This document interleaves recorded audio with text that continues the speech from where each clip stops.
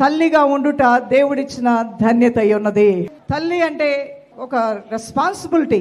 ఇది ఒక రోజుతో ఆగిపోయేది కాదు. నువ్వు బ్రతికినంత కాలం, నీ బిడ్డలు ఉన్నంత కాలం ఆ బాధ్యతను క్యారీ చేయవలసిందే. దాన్ని ఎలా తీసుకోవాలి, ఎలా స్వీకరించాలి? It's a source of Joy అంటున్నాడు దేవాతి దేవుడు.